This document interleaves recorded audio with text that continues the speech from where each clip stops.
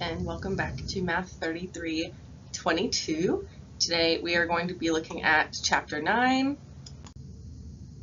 Section 2, which is all about multi-stage experiments and modeling games. So in this, we're still continuing probability, but now we're looking at multi-stage experiments, what it means for events to be independent, conditional probability, and how we can model different games.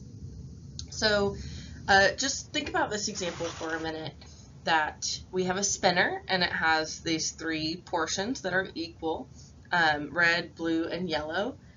The tree diagram we can use to represent possible outcomes. So if we spin this spinner one time, then we have blue, red, and yellow as our three possible equally likely outcomes. So we can start a tree diagram with three branches, one for each possible outcome.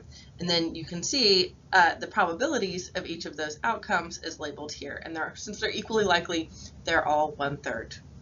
Now, if we spin this spinner again, then we are going to have, for each of the first outcomes we had, three more outcomes. So we could get a blue spin the first time, but then when we go to spin the spinner the second time, we're going to have, again, three possible outcomes: blue, red, yellow, etc. for spinning a red or a yellow. And the second time we spin, each outcome is still equally likely. We can get a 1/3 probability of a blue, red, or yellow for each of the possible first outcomes. We can think about these outcomes as kind of a sequence. So blue, blue, blue then red, blue then yellow, red then blue, red then red, red then yellow, yellow, blue, yellow, red, yellow, yellow. The sample space for spinning this spinner twice can be written by listing all of these possible outcomes. And there are 9 equally likely possible outcomes here, and so each outcome has a probability of 1/9. We could alternatively represent the outcome space using a table. So we could list the outcomes of our first experiment on the left here, the outcomes of our second experiment on the right, and we can see we could have a blue then a blue, a yellow then a blue, a red then a blue then a yellow, yellow then yellow, red then yellow, and so forth. And we can see there are 9 total possibilities, and we can generate that sample space. So think about another example. If we are rolling a pair of dice, we could think, what's the probability of rolling double 6s? So we don't necessarily have to roll them in order, but we can think about the probability of getting 2 6s on these 2 separate die. So we can generate the possibilities of what we'll get by listing the number that we get on one die and the number that we're going to get on the other die.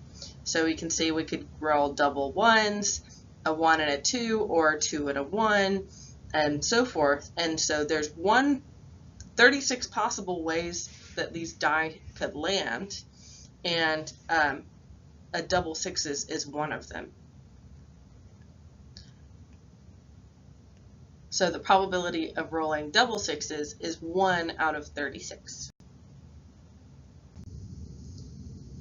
We could also ask, okay, what's the probability that we roll a sum that yields 7 or 11? So, if you're playing a board game, you might, let's say you're playing Monopoly, and you really don't want to land on Boardwalk or some of these other spaces that are going to have heavy penalties for you. So you say, I really want to roll either a 7 or an 11.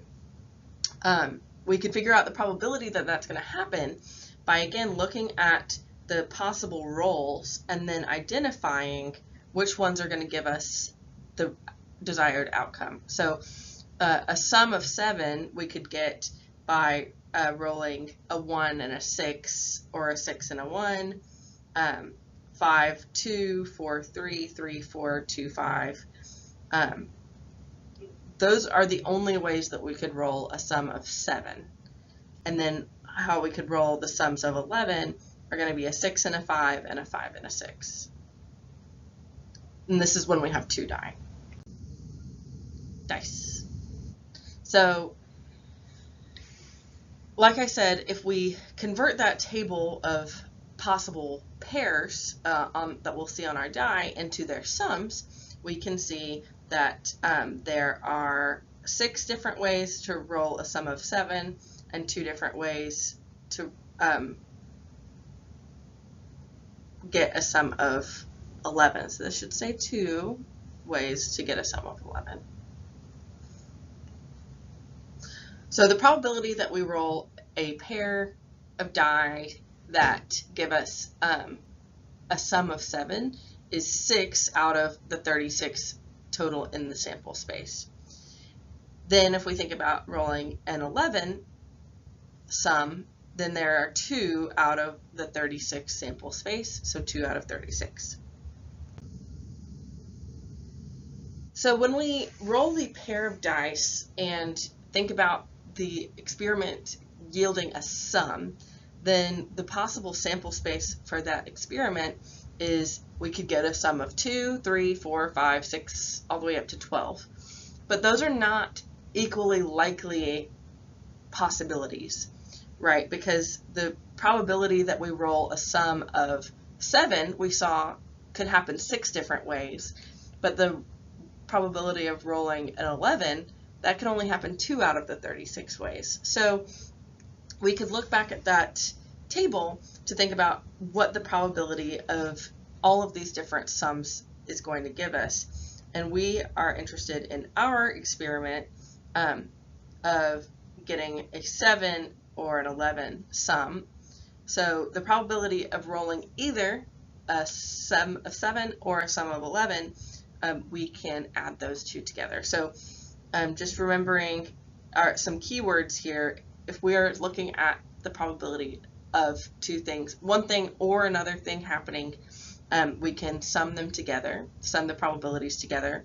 And rolling a sum of 7 and rolling a sum of 11, they are mutually exclusive. There's no way to roll both a sum of 7 and an 11 at the same time. So we don't need to subtract any overlap. So we get a probability of 8 over 36.